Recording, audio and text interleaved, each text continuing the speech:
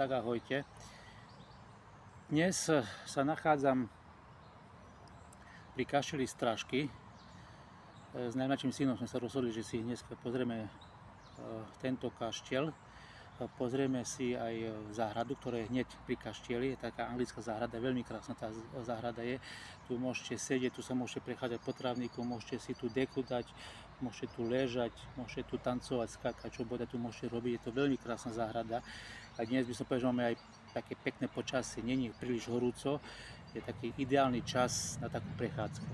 No a čo sa týka toho kaštieľa, keby niekto nevedel, kde je kaštiel Stražky, tak je to prakticky v katastrálnom území Spišskej Biele. Hneď, keď vyjdete z Kežmarku smerom na Spišskú Bielu a by ste šli na Ľubovňu, tak hneď za Kežmarkom sú Stražky.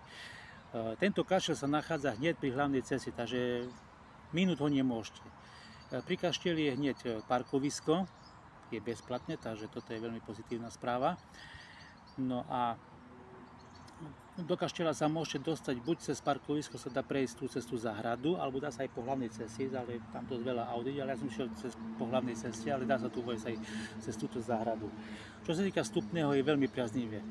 Na dospelú osobu stojí 3,50. Na syna som platil ako na žiaka 70 centov. Máte to aj s výkladom komplet, takže výklad je veľmi dobrý. A hovorím, tento kaštiel je veľmi krásny. Kto bude mať cestu okolo, nech sa zastaví, nech sa pozrie. Veľmi krásny je. Oproti kaštieľu cez cestu je zvonica, takže môžete si povedať tú zvonicu. Je tam také schody, len čo sa dá vyjsť hore, ale do zvonice sa nedá vojsť. A vedľa zvonici je aj katolícky kostol, ale momentálne som bol pozrieť, je v rekonštrukcii. Čo sa týka tohoto okolia, čo už som spomínal, tejto záhrady, je to veľmi veľká záhrada, krásne stromy. Sú tu lavičky, dá sa tu posedieť, môžete si tu zobrať deku. Neďaleko tečie rieka Poprad, takže aj tam sú lavičky, tam sa dá posedieť. A čo tu je zaujímavé, ja vám to trošku tu otočím, neviem, či to budete vidieť. Neviem, či to vidno. Tak tu je hrobka. Tam sú aj pochovaní posledná grófka, alebo posledná barónka, Margita a aj nejaké tie príbuzní tam sú. Takže aj to sa dá tu pozrieť. A potom, keby ste chceli niečo vidieť v okolí, tak nedaleko alebo blízko tu máme Kežmarok. Ja čo by som vám odporúčal pozrieť, pozrite si hrad Kežmarok. Veľmi krásny je, oplatí sa to. Ja som tam bol pred nejakým rokom, takže ten sa oplatí, tento hrad pozrieť.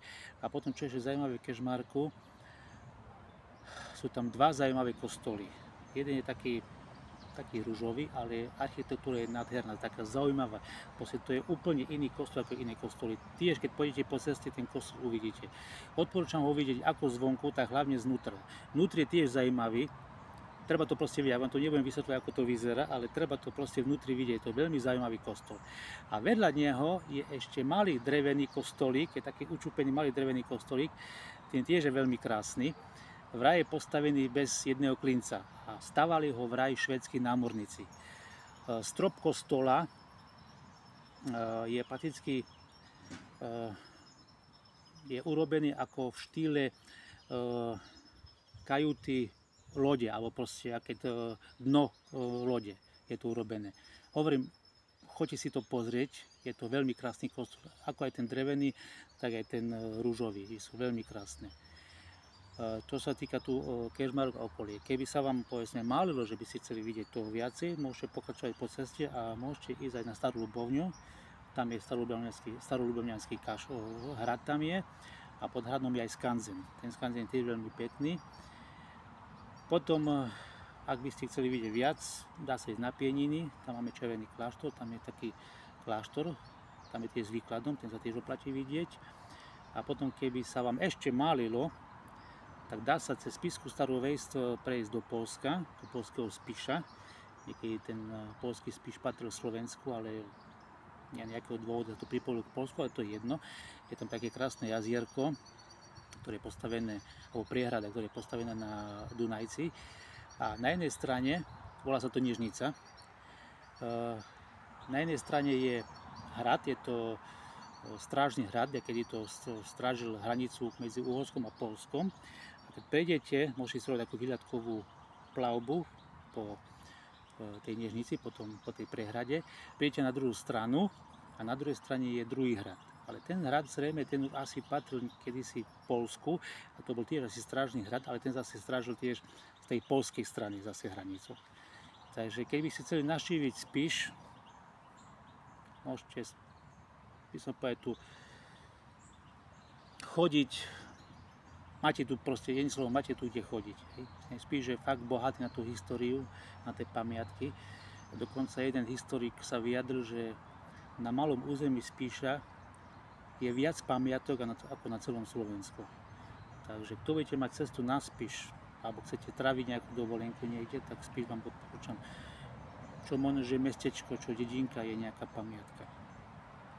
Takže to je z mojej strany všetko. Ja sa trošku ešte prejdem po tejto tu krásnej záhrade, ešte si trošku to popoludne užijeme. My sme dneska, by som povedal, že sme trávili krásny deň. Ako som spomínal, dneska nie je tak horúco, takže počasie je také dneska veľmi ideálne, takže je to aj ideálne na prechádzku. Takže sa majte a všetko dobré a krásnu dovolenku.